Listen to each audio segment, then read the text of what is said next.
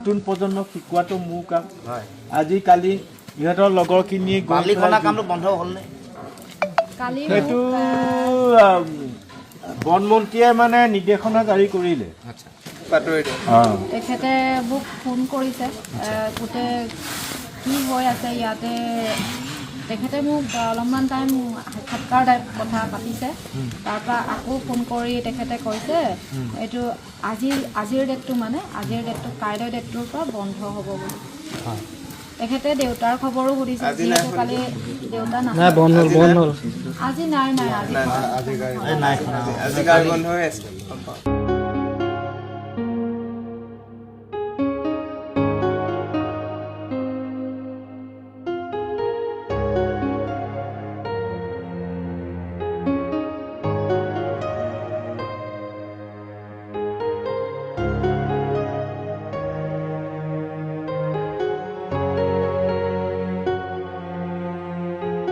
যিটো ঘটনা সংঘটিত হ'ল এইটো অতি দানৱীয় কাণ্ড এটা, আৰু আমি সকলোৱে জানো যে অৰণ্য মানৱ যাদৱ পায়েং, যাক আমি সকলোৱে মোলাই বুলি আমি সকলোৱে চিনি পাওঁ, আৰু তেখেতে সৃষ্টি কৰা মোলাই কাঠনি 550 হেক্টৰ তেওঁ নিজে কৰিছিলে, য'ত অতি সৰ্বাংগ সুন্দৰকৈ অৰণ্যখন গঢ়িছিলে, য'ত লক্ষ লক্ষ বিভিন্ন ধৰণৰ পশু পক্ষী, বিভিন্ন সৰীসৃপ, সকলো জীৱকুলৰ তাত আশ্ৰয়স্থল, আৰু জনগণৰ মানুহলৈ অফুৰন্ত অক্সিজেন।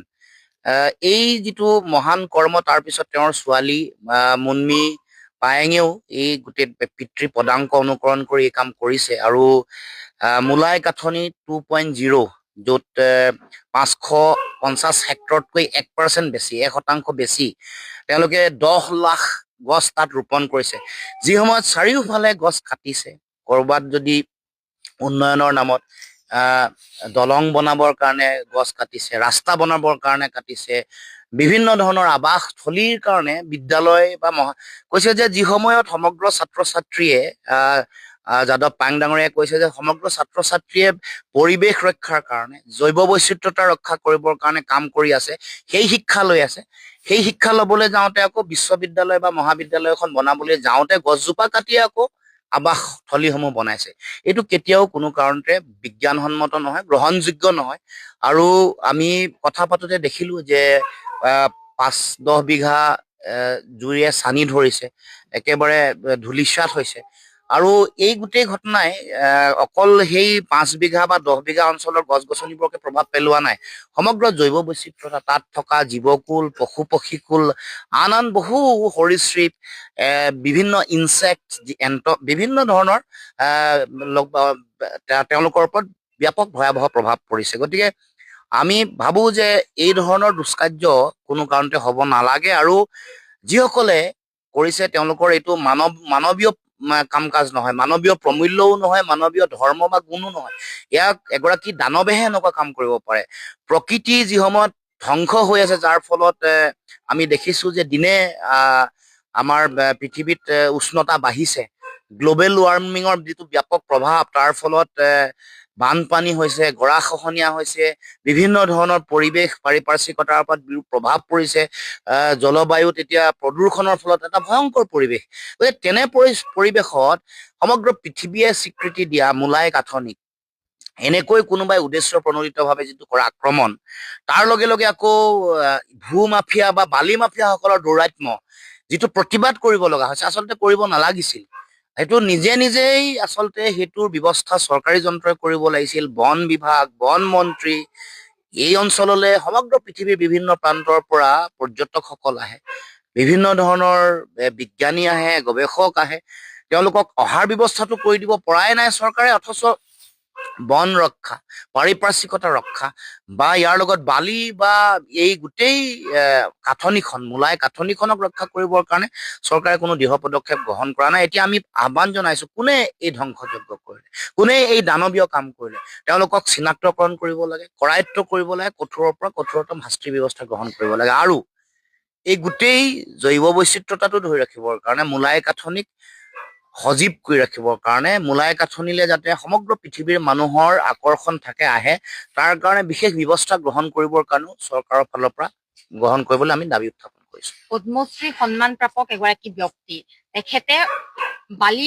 মাফিয়াৰ বিৰুদ্ধে প্ৰতিবাদী কাৰ্যসূচী ৰূপণ কৰিবলগীয়া হৈছে। যোৰহাটৰ বন বিভাগক তেখেতে বাৰম্বাৰ কৈছে, DFO গৰাকীক কৈছে, ৰেঞ্জাৰক কৈছে, কিন্তু কোনো তেওঁ উত্তৰ নাপালে। তাৰ বাবে তেওঁ প্ৰতিবাদী কাৰ্যসূচী ৰূপায়ণ কৰিছে। শেষত বন মন্ত্ৰীগৰাকীৰ চকুত পৰিছে।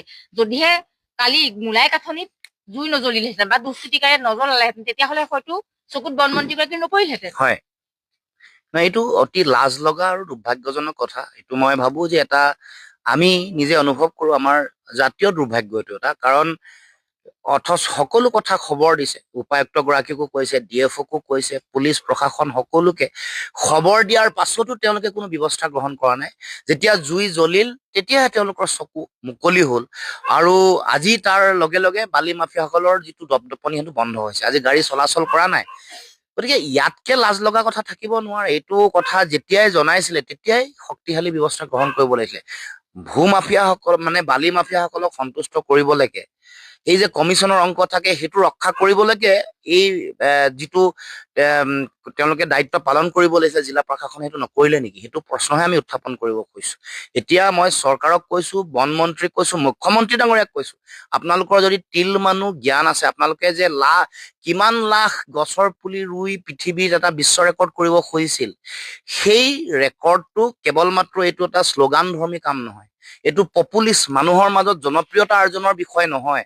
গছ এজোপা নিজৰ সন্তানৰ দৰে তালি তুলি ডাঙৰ দীঘল কৰিব লাগিব, তেওঁক তুলিব লাগিব, কোনো অনিষ্ট নোহোৱাকে ৰাখিব লাগিব। আৰু সেই গছজোপাই সমগ্ৰ পৃথিৱীক অক্সিজেন দিব, জীয়াই থকাৰ সম্বল দিব, শক্তি দিব, সাহস দিব, প্ৰেৰণা দিব। গতিকে সেই কথাটো উপলব্ধি কৰি লাখ লাখ বিঘা মানে লাখ লাখ গছ থকা 550 হেক্টৰ এই মাটি তেওঁলোকে সৃষ্টি কৰা এটা উদাহৰণ, তেওঁলোকে সৃষ্টি কৰা এটা বাৰ্তা, সেই বাৰ্তাক যাতে সমগ্ৰ পৃথিৱী জুৰি লৈ যাবলৈ অসম চৰকাৰে ব্যৱস্থা গ্ৰহণ কৰে। আৰু অসম আৰু উত্তৰ পূৰ্বাঞ্চলৰ সেউজীকৰণৰ কাৰণে আৰু গছ গছনি ৰোপণ বা পৰিৱেশ পাৰিপাৰ্শ্বিকতা, জৈৱ বৈচিত্ৰতা সুৰক্ষাৰ কাৰণে চৰকাৰে বিশেষ আৰু শক্তিশালী ব্যৱস্থা গ্ৰহণ কৰিবৰ কাৰণেও আমি দাবী উত্থাপন কৰিম।